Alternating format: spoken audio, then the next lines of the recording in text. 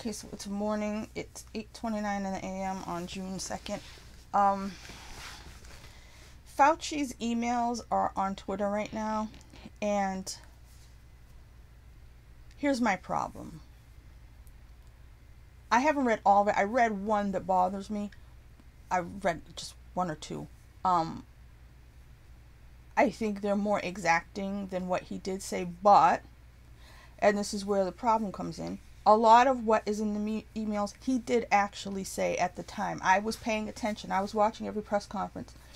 I was listening with my own ears, and I was not allowing it to be interpreted for me by the news media. And what would happen is, this is why Fauci and President Trump did not get along in the beginning. Dr. Fauci came on as a epidemiologist, as a person who is about the virus.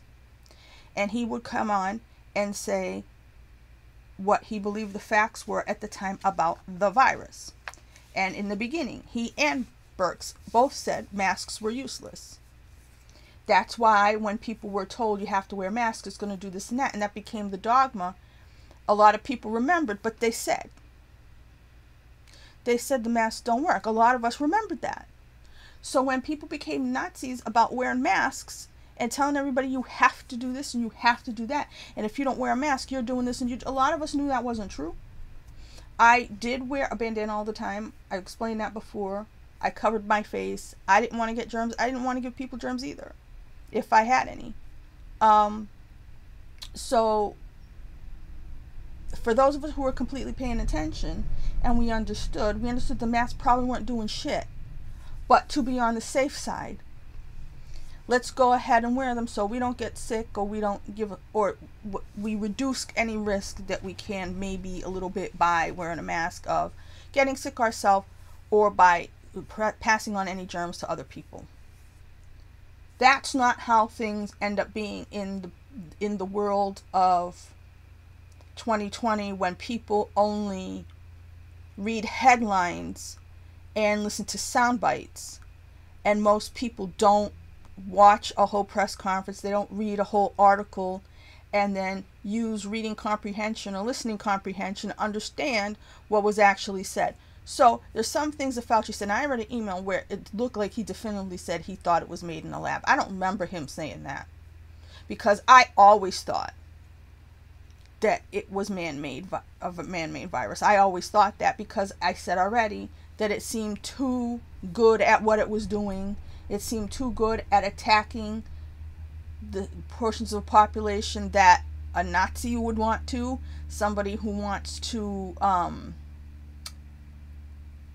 like a sort of Darwin type survival of the fittest situation, which beyond the virus itself, I believe the lockdowns and everything else were sort of a Darwin type experiment. Let's see who can survive everything we're putting them through, and then we'll have the best gene pool left over, right?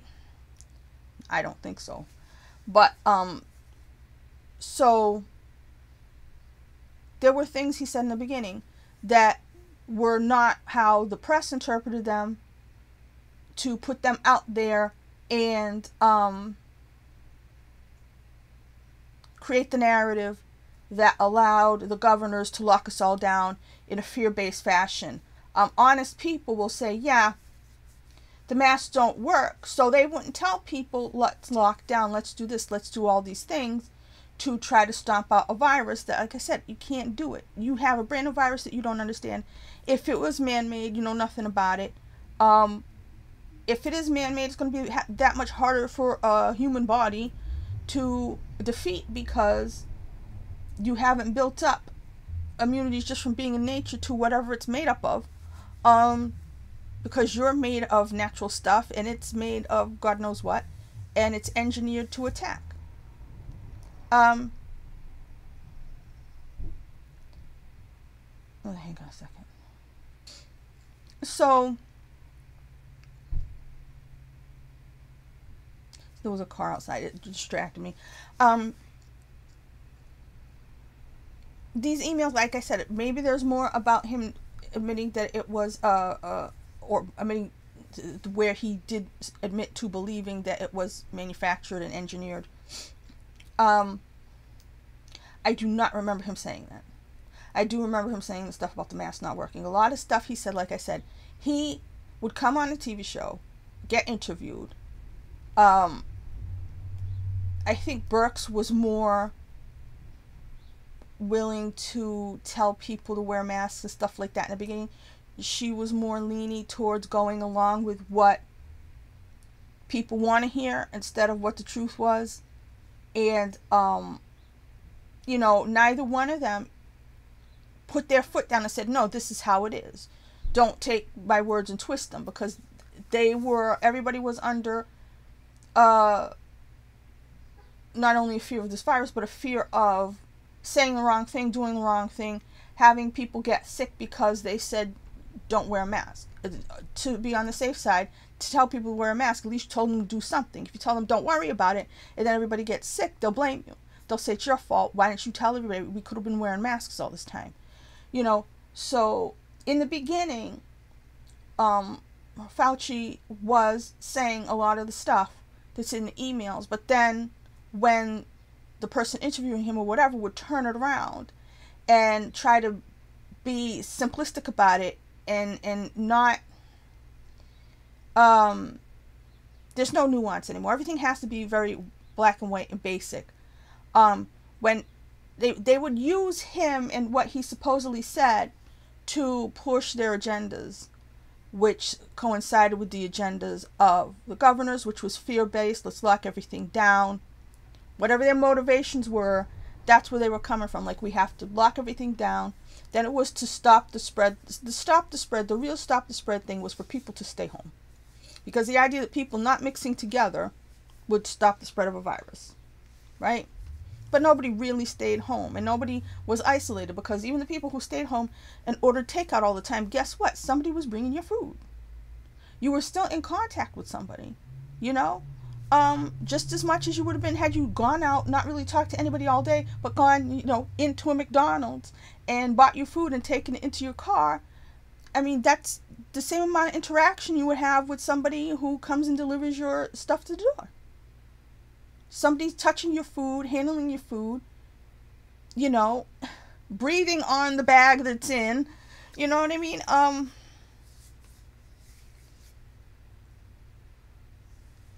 So, wait a minute, I've got to catch my brain again. Okay, the thing I wanted to bring up, that I haven't looked at those emails and stuff, like I said, I saw a couple of them.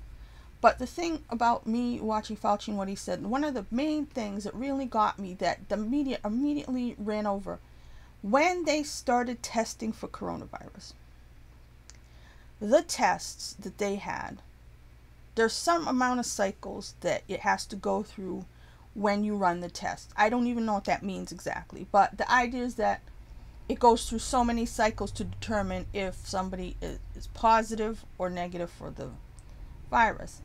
And at the time, Fauci had said that he thought that the way they were doing the testing was going through too many cycles, meaning that it wasn't going to come up with false positives, but it was going to come up with people, it was going to count people as having coronavirus that he would not personally have said had coronavirus. Meaning, suppose you had a speck of coronavirus, right? And that would never affect you, never make you sick, never make you able to pass it on to anybody else. It's just one speck, okay? And a reasonable test would ignore that and say, okay, this person does not have coronavirus, because they're not going to get sick, they're not going to, you know what I mean? These tests were so sensitive that they would pick up an amount of coronavirus in a person that would not do anything. So, in Fauci's opinion, tests that were that sensitive were going to make the number of cases be extremely high compared to what he would actually count as the actual number of people having coronavirus. This is why when you used to hear President Trump say things like, well, if you don't test, you don't get cases. The only reason the cases are going up is because you're doing a test. This is what he was talking about. So he would talk to Fauci. And he would come out and talk the way he does. He talks in a very brief manner. He doesn't sit there and explain everything to people. That's why people love Barack Obama so much. He would sit there and talk to everybody like they were stupid. And he would walk back and forth and tell his stories about Mary from Ohio or somebody's story. And he would just, like he was telling everybody bedtime stories. And he would explain things all the way to hell. Like you explain to a little child who maybe is not that bright. So people liked him because they felt like they knew what was going on. Because he sat there and I couldn't listen to the man because I can't pay attention when people are talking that slow, taking that long. You know what I mean? It's boring. I can't deal with it. But a lot of people really wanted to be spoon-fed every single thing in this world. Donald Trump is not like that. He did not disrespect you in that manner to think you were stupid enough to not understand what was going on. So he would say things and people would just be like, he doesn't know what he's talking about. He knew what he was talking about. You didn't know what he was talking about because he didn't sit there and explain it to you like you were 3 years old. So a lot of the times he and Fauci agreed, or he took what Fauci said. Then he came out and said what he said, did what he did. He did not want to shut everything down because of the information that he was given. And that's the key. Fauci is epidemiologist. That was his job. Donald Trump was hired as president. President is supposed to think of the big picture. He's supposed to think of everything. He's supposed to think of the economy. He's supposed to think of jobs. He's supposed to think of all the stuff he brought up, like suicides and people being abused if they stay home. All the bad things that ended up happening that everybody acted like was a bunch of bullshit. A year later, everybody's talking about all these mental health problems, what happened to the kids because they didn't go to school, all the things that happened, the number of suicides, the number of ODs. Everybody's talking about it now. President Trump brought it up then because he was thinking of the big picture and everything that could go wrong based on locking everything down. He didn't want to do it. He wanted to open up before Easter after he had been pressured into doing it. Everything he said ended up being right. People want to act like he's wrong. He's this, he's that. He's responsible for all these people dying. No, he is not. The disease, wherever it came from, whoever spread it in terms of putting that thing out there, whether it was a bat, whether it was a pangolin, whether it was a scientist in a lab, could have been terrorists, could have been anybody. Whoever engineered this thing, if they did, is responsible. Whoever paid to have it engineered, if they did, is responsible for all those deaths. Any country in this country where a bunch of people died, that's not the leader's fault. The disease killed people. Some people may have died because they weren't treated properly in the beginning. Maybe hospitals were overrun. That was a hospital administration problem of not being prepared because hospitals have been run very poorly in this country for a long time. They are private industries mostly. So again, to blame other people for that, for the lack of preparedness of these places that are money-making profit places who decided that they were not going to stock up on personal protection equipment because let's only buy what we need, like a subscription, get as much as we need for the time being. We don't need to stockpile it and stuff like that. Those were administrative decisions.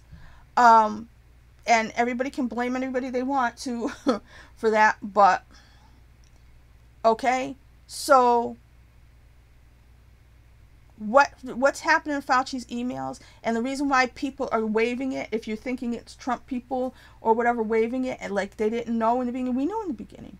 We're waving it because everybody has put out this narrative for all this time that if you said anything about China, you were racist. If you said anything about the country of China, you were racist, right? If that was engineered, if that was meant to go out in the world and kill a lot of people, if it escaped from a lab and it was being engineered as a weapon, and a country did that, that would be a form of war. You need your president to look at things in terms of our country, their country, and say, you know what? Did this country do this on purpose? Is this country is this virus from China not an accident? Is it not natural? What was this? And are we supposed to do something about it? If this is an act of war, are we supposed to retaliate? That's what we could have had a year ago. But because the people who just could not stop hating this man, no matter what he said, no matter what he did in a time of crisis, again, refused to back their own president on anything, even something this important. And now you have these emails proving, and I guarantee you Fauci was telling the president this stuff. He must have been, because the president had the attitude that any of us would have had you thought it may be manufactured and engineered. I just believed that anyway. A lot of us did, but we were conspiracy theorists. Now you have the Fauci email saying right there that he thought it was not, how did they say, it was not consistent with occurring in nature or something like that. And it was there. February of last year. A year and 4 months ago. At the very beginning.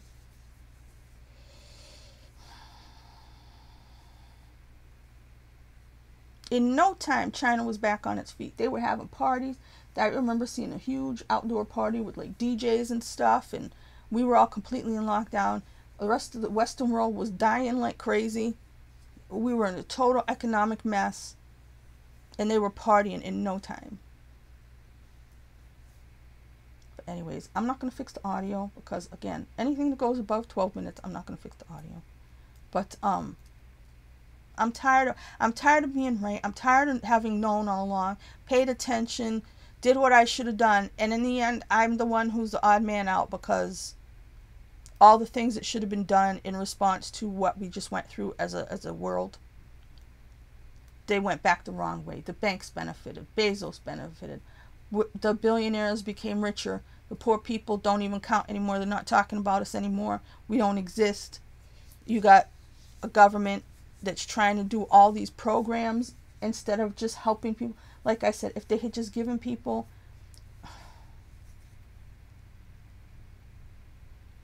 like a stipend every month, people could have paid their bills.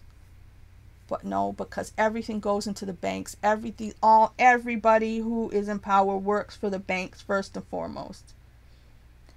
So you want to talk about working for the rich? They work for the banks. And the people who are on top can manipulate that system for their own ends. Stock market, all that shit. The people on the bottom spending their own money to buy food and doing real things that they have to do. Spending money to, take transportation, have a car, pay for gas. All those people are forgotten again. Right? Everybody's just supposed to put up with it. They only talk about the price of meat going up because it's a hacking story and we can make Russia the villain again. Even though the hackers are probably independent people, probably Russian, but could be Chinese, could be from anywhere. Hackers can be from anywhere. But the point is, they don't talk about the economic problems it has when everything goes up. Gas goes up, meat goes up. When I go to the grocery store, I went over to the meat. It wasn't just, beef. Everything was too much money. Chicken was too much money. Everything was too much money. I'm like, I'm not crazy. Because generally speaking, I didn't buy a lot of food like that to cook. I would go, like I said, to fast food restaurants, eat meat like that. I didn't come home. But I know that a couple years ago, this stuff did not cost that much money. Okay? So, it's ridiculous.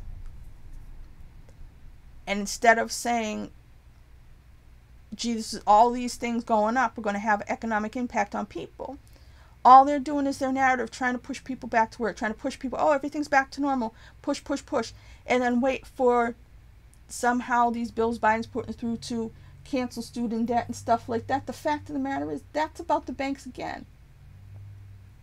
And I'm not saying that the kids won't have a problem with that, but what about the daily things? What about people needing daily things? I really say to myself, it's just me. It's just me. I'm the only person in a bad situation, really? Just me.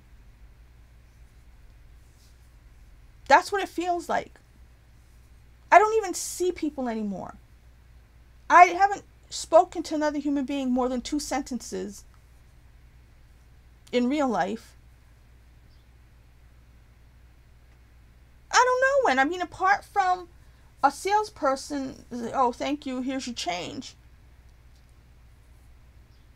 I think I asked a question at the library a week and a half ago, but that wasn't a discussion. That wasn't I actually try to ask somebody at the library how things were with people, and it's like, okay, fine, whatever. It's like, all right. Nobody will answer your question. Don't know what's going on. And the news,